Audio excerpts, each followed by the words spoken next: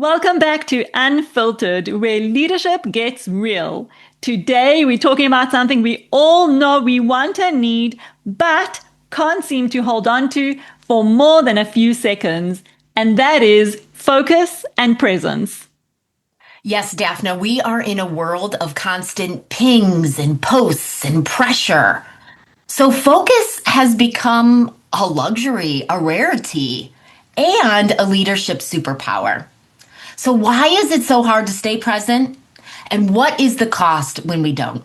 Yes, and that's exactly what we are going to be talking about. So, in this episode, we're going unfiltered on distractions, presence, multitasking, and what it really takes to reclaim our attention. So if you have ever felt scattered, reactive, or like you're constantly trying to catch up, this episode is for you. Let's Yeah. dive in, Daphna. Yes, absolutely. So I'm wondering, should we start with some of those interesting stats that we found quite shocking when we were going through Yes. this? Okay, so Yes. we were talking about how much information we actually come across in a single day, and we wanted to do some research about that. So this is what we found out. We actually receive 74 gigabytes of information per day, and that is the equivalent of 16 movies. 16. Crazy. That's a lot of That's information.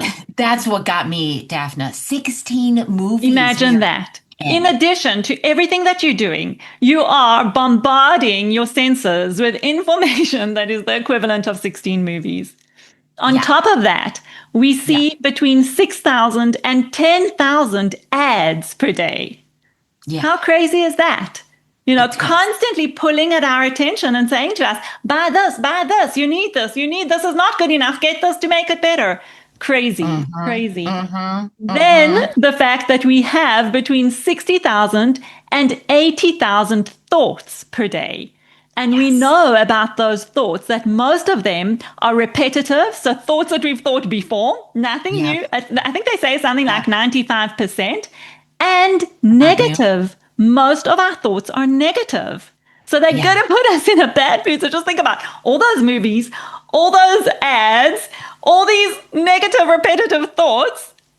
Yes. How And we're also pointing out, Daphna, that some of it is coming from the outside in, and some of it is coming from the mechanism of our own brains. Exactly. And we're getting that push and pull, and our brains and ourselves are getting practiced to just kind of be filtering and pinging around from one piece of information to another. And we are not in the practice of focusing in on something or someone. Yeah. What I love about these numbers that we started with is that if we're aware that this is what's going on, then I think just that awareness can already create some kind of a cut. To say, okay, hold on a sec. This ad that I'm seeing now, or this new piece of information, or this reel that I'm watching, it's just adding to my own sense of overload before I've even had an opportunity to engage with something that I'm choosing to engage with. So that's just an interesting distinction for me, becoming aware of our element of choice here. And what you bring in, the ability to filter, that's choice. Yes. I was thinking the same word, choice, Daphna, when you were saying that. So just being aware of when we open up our computer, open up our device, drive down the street, right? We are going to be bombarded with information and advertisements, right? And we aware that that is going to happen. That is something that's in our world, and we choose how do we want to interact with it. Exactly. And I think the two go hand in hand, because for me, that awareness is key. Because when we're not aware, we're just kind of going with the flow and allowing all of this to happen. So we don't have choice. But if we can stop for a minute and say, okay, hold on a sec. I'm guilty of the scrolling motion that my fingers have become very accustomed to, just scroll and just another one. And this looks interesting. And let me watch this. And we were talking earlier about being sucked into news and pieces of information that are Mhm. not going to help us in our day. They're not going to help us Mhm. feel good. They're not going to help us be productive. They're going to take us away from what we really want to do and how we can add value. Mhm. So just the awareness of, hold on a sec, this is what I'm doing. And then I think asking yourself the question of, I can make a choice. Do I want to continue? Is this what I feel like doing right now? Or Yeah. am I actually running away or distracting myself from something that I really should be doing or want to be doing? Daphna, I just wrote down the word distraction over here Yeah. as well. Like that choice of when am I taking myself into the noise as a distraction, and when am I intentionally in search of something, right? Yeah. And intentionally choosing Yeah. to focus in or check something out or Yeah. dive deeper intentionally. Right. And I think for me, that word is super important, that word intention, because we don't always connect to it. We don't always realize where we're at in relation to intention. And what comes to mind for me with that, and I know you've experienced the same because we discussed it, is when Mm-hmm. we're in a meeting or a coaching session with a client and the constant action of picking up your phone, looking, checking, something buzzes, the light comes up, and you're immediately distracted and wanting to look at it. It's so simple to actually put the phone away, in your bag, put it on silent, and Mm-hmm. yet we choose Mm-hmm. not to. And to me, Mm-hmm. this links to the word intention. What is our intention? Mm-hmm. What is our intention when we don't put away the phone? When Yeah. we refuse to almost, there's, even though we want to, and I say this with so much understanding because I know my Yes. clients say to me, I want to, but I feel that I'm completely addicted. I can't. What is that Right. about, Amy? What do you think? Yes, no, I want to dig into this why, Yeah. right? I think so many of us have had the experience of being able to perceive whether that person across the table or across the screen from us was truly present with us or not.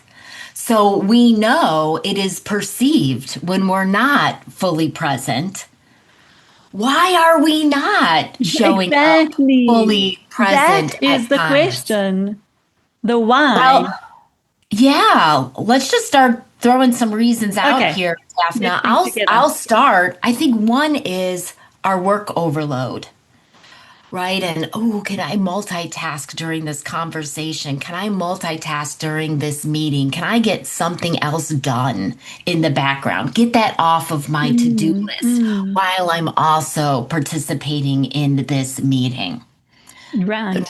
Right, this is, I mean, so dangerous now in our virtual and hybrid work setups that many of us are in. It's very easy to be distracted by this. So I'm going to go and I'm going to get something else Yeah. done. Let alone if like a Slack message comes up and, oh, another colleague needs me right now. Let And I me have go to take do it care of now. I that. have to deal with it. Yes. I have to deal with it now. That thinking.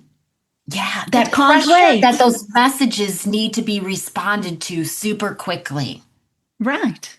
Right. right? But I want to ask about that because you're talking about trying to do more things. Maybe it won't be noticed. I want to answer the message now. I Yes. want to fit more things into my day. But for Yes. me is what's underneath that?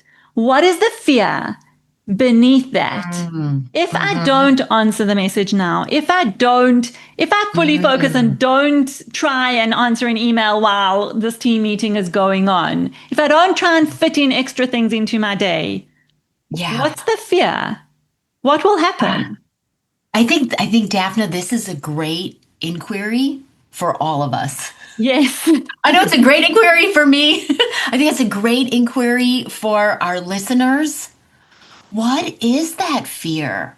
Right? Like when we know that it's important and we can talk about what gets created, what is possible when we're fully present with other people in our interactions, in our meetings, in our conversations.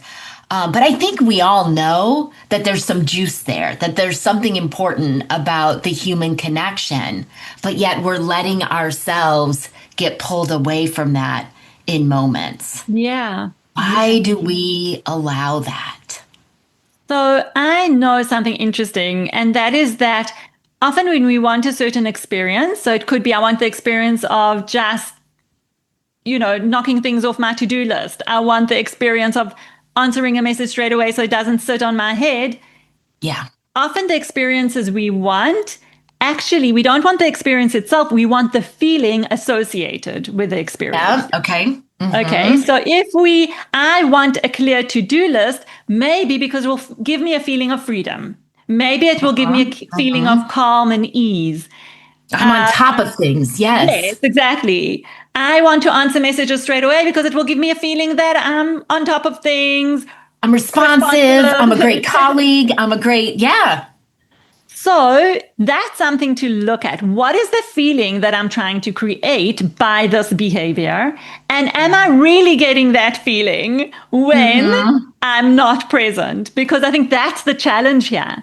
It's okay, I'm looking for a certain feeling, but I think it's not real. I don't think that the feeling that we get from doing things half-heartedly or half well because I'm doing five things at the same time and not really being present, we're not really getting the feeling of the ultimate Mm-hmm. feeling that we're looking for. So an example that came to mind as I was saying this is, for example, when our kid comes to us and they want to talk to us and tell us what happened with their day, right? So if we've got teenagers, I know this is a very Mm-hmm. rare moment when they actually want to come and share, but it doesn't matter. At Yes. any point in time, our little kid, our older kid, doesn't Yeah. matter.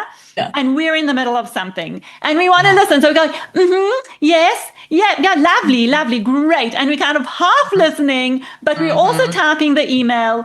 And if we say, what do we want when our kid comes to share a story with us? We want that connection with them. Yes. But by doing it half like that, we're not. We're actually damaging our connection with Yes. them.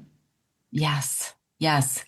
Daphne, I'm thinking about a leadership program I was a part of leading, and we had all of the leaders conduct an experiment to be fully present with their team members, team meetings, one-on-ones, whatever. So they made the commitment to like sit on their hands or put their phone out of reach, right? Or put Wow.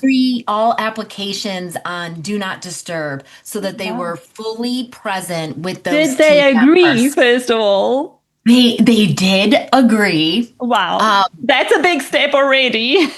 They did agree. I'm gonna say the results were about 70% said like, yes, I did it across the board. Right. I mean, other people are like, no, my boss pinged me about this thing, like they feel like the really real excuses Right. to not be Right. present with the team members. And they got benefits that they didn't expect to get. Like there was clarity of thought. There were new ideas that came in. There were real examples of new stretch assignments for team members that were giving them the chance to get visibility and try something that they hadn't been involved in the past. There was real benefit to it because I think part of why be fully present because we don't know what we don't know. We Mm. don't know what all will open up if we allow for that. And there were some that were like, yeah, I had great conversations. I felt connected with the folks. Like I don't have any great stories about like, new developmental opportunities or a new solution Okay. for whatever, but I was connected with that person. So sometimes if we don't see what is going to be the immediate gratification, the Right. immediate benefit, we don't play the game. Right. It's And I think, easier to just yeah. like, I could do something else here. I could get I could respond to this other message really quickly. I think you're hitting on a really important point here, which is the difference between immediate gratification and an Mm, unknown. I don't know what I'm going to get if I'm going to be fully mm, present, but I mm. know that if I try to do two things at the same time, I'm going to at least feel like I'm doing two things at the same time. Yes. And I think Yes. that's a really important point is that immediate gratification. I feel like I'm doing something that I need to do. Am I doing it well? Am I really connecting? Am I really achieving what I want? Am I getting the feeling that I want? Not Mm, sure. but I You are know that I great with can. the inquiries today, Daphna. Yeah. You know what? I think this is a Yeah. topic that is so close to my heart because I think over time, as we've both worked with people over the years, whether it's one on one or in group settings, we see how presence has taken a nosedive in terms Yes. of these situations and these contexts. And even team meetings. I had Yeah. a manager tell me once, it doesn't matter if I'm sitting on my laptop while I'm having a meeting with my team, because if they need me, they'll just call on me and then I'll answer. And I said to him, do you think that it makes no impact on your team if your laptop is open and you're working away, or if you close the Mm, laptop and just engage in the conversation with them? And it actually took mhm. a while, and I don't know if it's because he didn't really want to admit it or because he really had to think about it. It took a while for him to really get that being present and being focused and really giving your team attention creates a different kind of listening and a different kind of engagement. Because not just being called upon when there's a question, it's also Right. picking up the dynamics of the team, picking up the nuance of the things that are said and picking up things that are not said. And you can't do Yes. that if you're not present. But you need Yes. patience. You need patience and you Yes. need to breathe and you need to slow things down. And I think that's scary Yes. for people. The Yeah. idea of slowing things down is very scary. Yes. Yes. And not knowing exactly what we're going to get out of that practice, Right. it's bringing me back to the idea of intention, Daphne, Mm, right? So if I'm that manager who's been on my laptop for team meetings in the past, and now I'm going to talk myself into closing that laptop and being fully present during that conversation, what's my intention? Right? Is my intention to to really understand what's going on with the work? Is my intention to really tune in to how people are doing? Is my intention to listen and provide whatever leadership I can? Right? Oh, that's an obstacle I could help them remove. yeah. What's my intention for tuning in? What's my And reasoning? and what's scary about it, Amy? What is scary about it? Because I think there is something scary. And I know, Mhm. I mean, I don't know if, and maybe, as you say, that's another reflection question, but, and I'm It bringing is. it back to the fear. But I think if we look at when we avoid doing something, why are we avoiding it? Usually because we're scared of something. Mm-hmm. Yeah, So I could just make some stuff up here, Daphne, but it could be, well, what if my team doesn't need me? Um, what if I feel like I'm not adding value because I haven't got yeah. anything to add? So I'd rather look busy. What if I start to get concerned that they're not on top of these things or this is happening or oh yeah, I'm noticing that people are struggling. Now how do I support them? Now I have more questions and concerns on my brain.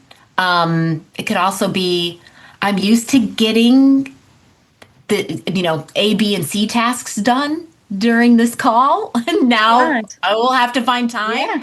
elsewhere to do A, B, and C in my Exactly. days. What if I don't get everything done? So I need to use it. And what if I don't answer my boss and he's going to get cross, or he or she will get cross with me because I haven't been super available? There's a lot, I Hmm. guess. Those are fears. Those are fears that are Hmm. interesting to notice and manage. So I guess that question of like, what is really scaring me right now if I put everything down and just focus, or what if I slow things down and just focus on one Yes. thing? Yes. Yes. Because then we can set ourselves up for Mm, success, for being focused. Like if we're concerned that we're not going to be able to respond to our leader or leaders during that time, set that up. yeah. Like, hey, I've found that I've decided I want to give my team my full attention, so I'm going to be completely off the devices during these hours. You're I'll be right. back on by this time, so you can expect a response by then. I think there's always something you're prepared to switch off your phone for, or not switch it off, but put it aside for a not answer. There must be something Like I know for me, I know we spoke about tech boundaries, but I am Jewish and I keep the Sabbath and I switch off my phone for 24 hours every single week. And I love it. I'll be honest. I absolutely love it, but it's off and I don't use it at all. But okay, so that's Well, one example. Yeah. well, no, but Daphna, I would like to double click on tech boundaries right here because that Yeah. gets us out of the rhythm, out of the practice of I have to be checking, I have to be Right. responsive, I Right. have to tune in. And the more that we break that pattern and we break that desire for those dopamine hits, the easier it will be for us to Right. intentionally focus our presence Right. when we choose to. Right. Right. But I'm saying further than that, I'm Yeah. sure every person has something they will not pick up their Ah, phone for. So right. I'm thinking of worst case scenarios, but if you're in a doctor's room and getting some Yeah. really important information about your health, Yeah. I'm willing to Yeah. bet you're not going to look at your phone if it pings. A family member is crying in front of you and you're supporting them. You're not going to pick up your phone or, Right. Or driving, when we're driving, I know it's a habit that's difficult to break, but I think that mostly people are very conscious of not picking up their phone or trying to read texts when they're driving. So I'm saying the capability is there. The capacity to decide there are things I will not yeah. pick up my phone for. Right? Yeah. When you're in the shower, you are not going to be on your Yeah. phone. Okay. Purely because, I don't know, we don't have waterproof phones. When we are swimming in a swimming pool, we are not going to be looking at messages. I'm willing to bet other forms of sport, cycling could be difficult to be looking at messages. Yeah. There are moments that we will be non-negotiable on that. So what if we expand those just a Yes. little, just a little? Yes. Yes, Yeah. yes. Give yourself that nature walk in the middle of the day. Yeah. Without the phone. Right. Without the Right. phone. So I think this is an invitation. And I'll take this one on myself as well, Daphna. Like, yeah, yeah, how do we take those spaces where we're not Right. immediately responsive, that we're not tied into Yeah. our tech and Yes. expand those spaces in our days? Create more spaces. Right. Right. I think that's really important. I know that there's a statistic that says that we touch our phones on average 2,617 times per day. We touch the phone because it's Don't become know a how to know. reflex to just touch it, to just pick it up, to just look at it. So maybe let's get down from that ridiculous number. Yeah, Yeah. yeah, yeah. Yeah. And then We the have, quality of presence. And I did want to add another thing I think that might be scary is that when we are really present and really listening to people, there might be something scary about that. Like then I'll really have to pay attention, or maybe I'll have to come up with something clever to say, or maybe I'll get bored if the person goes on too much, or what if I don't know something how to comfort them? What if I what if don't I know what don't to know? say if they bring something real up? I might not know what to do. I might Yeah. not be prepared for what's coming up. I know we've talked some, Daphna, about the benefits of being present. I wanted to bring some more into our conversation. You don't know what you don't know. You don't know what might come up. You don't know what might click or you might see or hear in a new way. Increased cognitive efficiency, right? When we're focused, our brain can get into a flow state and we're using our energy more widely. Studies show that task switching, because we can't really multitask, we're Right. task It's task switching, switching. Exactly. You're never doing a few things at the same time, can reduce productivity up to 40%. which makes sense. Which makes sense because you're Yeah. not really focused. And Yeah. I want to interject here with mentioning the book Deep Work by Cal Newport. I think it is Okay. an Yeah. amazing, amazing book. And he talks about focus being such a limited resource in our day and age because of the distractions and because of the, myriad of things that we have going on at any point in time, we are unfocused. So those people that can cultivate focus and can really do deep work, those are going to be our unicorns coming up in the future because very few people are able to do that. Yes, yes. You can be the leader, you can be the service provider that provides something unique in Exactly. our world, in our workplace Exactly. right now. Exactly. Yeah. Just by being Improve, able to focus and be present. yeah, yeah. Improve decision making. We've talked about that a little bit, but focus enhances our working memory, right? It's really working the prefrontal cortex, and that can improve our critical thinking over time. So that's deeper learning, retention. When we're fully present, it's there's more of a chance that what's coming in is going to make it into the Say, long-term memory, right. right? And when we're tuned in and we're focused, we're better able to emotionally regulate. We're not all of a sudden going to be caught unawares by some reaction. And now I've snapped or I've said something in frustration or anger that I wish that I hadn't. Yeah. We're better able to regulate and be aware of what is happening in our emotional and cognitive systems. Yeah, absolutely. Absolutely. Okay. So what do we want? What do we want to leave our listeners with? What are the thoughts and the reflections and the um I don't know if I want to say tips, but I don't even know if it's about tips, but I do want them to walk away with something useful. How about an invitation for an experiment and an invitation for an inquiry? Nice. Okay. I'm the how to gal, and this is what I want to take on this week is choose a relationship or a type of meeting or a type of interaction, and commit to giving it your full presence. Take away the distractions. Do this experiment for a week and see what emerges. Okay, so let's just dive in a little bit deeper there and say, what does it mean to give it your full presence? Oh, What does great. that mean? Yes. Not task switching. Right. Not task switching. I think having an intention, bringing an intention to the Lovely. conversation and Lovely. the space, and And I think, being fully with. yeah, and I love that because I think the intention can be, how do I want to be in this conversation? The Okay. intention doesn't have to be about the outcome or Accomplishing the something. content Yeah. of the conversation, but how do I want to be in this conversation?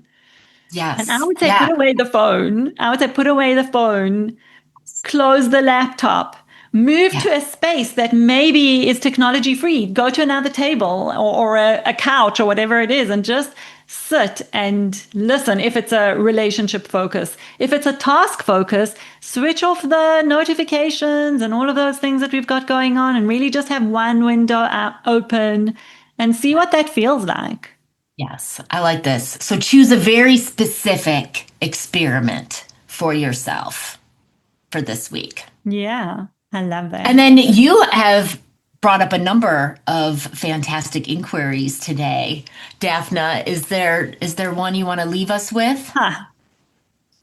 I know that I spoke about the emotion. What is the emotion I want to feel by doing this thing? So whether it's having split focus in this way and accomplishing three things at the same time, why am I doing it? What is it that I want to feel as a result? And is the strategy going to get me to that feeling?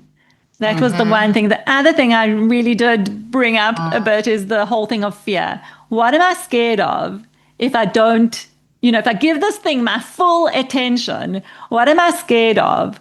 And something that came up for me here is also the power of saying no, learning to say no, because not saying no is scary. So if you are doing one thing and you want to fully focus on it, you're probably saying no to a whole lot of other things. So maybe that's also Mhm. part of that inquiry around fear. What I does like it mean that. So, to say yeah, no? the crux of your first inquiry there, Daphna, is Why am I allowing myself to be distracted? What are the feelings I'm chasing in Uh-huh, that exactly. situation? And then why am I not committing to be fully present? What are the feelings I'm afraid of or Mm-hmm. avoiding in that situation? Yeah. And Yeah. then, yeah, and then what do I need to say no to Right. to What do I be need to say present? no to? I think that's actually a big Like one that. when we come to the conversation about presence and focus. Yes. Yeah. Yeah. Yeah. So we're inviting you to do some internal work here to look at the whys. Yeah. And I guess also just to, yeah, we said an experiment, but maybe challenge yourself to something that you feel is maybe impossible or maybe too hard and try it for a short period of time, see what that's like for you. Yeah. Yeah. Yeah, I think thank you for your inquiry brain today, Daphna, because I think this has gotten us to what we really need to look at in order to make a change. Because Yeah. listen, we've heard about the techniques. Put your devices away, do this, take a nature break. Like we've heard all of these Right. tips and Right. techniques, but Right. we don't do them on a regular basis. And I think each of us have to get to why is that? Mm, mm, Why is that? And what commitment, what intention, what feeling, what connection is important enough for me to make a shift? right. Right. Beautiful. Thank you, Amy. That's a really powerful and important conversation to have. And I think that if we've just brought it into your awareness, our listeners, um, just to think about it in a different way and not to take it for granted. Yeah. It's so much easier to just do what we always do and think that we're managing it and fool ourselves into thinking we're doing a good job, we're managing everything, it's working, so everything is fine. But maybe to just take a moment to think about presence and focus differently and, yeah, what you'd like to do with that.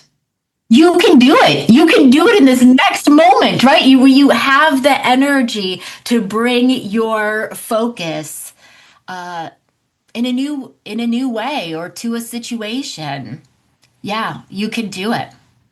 Cool. Well, see you next time. And we'd love to hear the results of some of those experiments that we've encouraged you to take on. So let us know and see you next time. Thank you all for coming on this unfiltered journey with us. If you enjoyed this episode, if you got something out of it, please comment, let us know, and share it with others so they can benefit as well. Yeah. Thank you for tuning in. See you next time. Bye bye.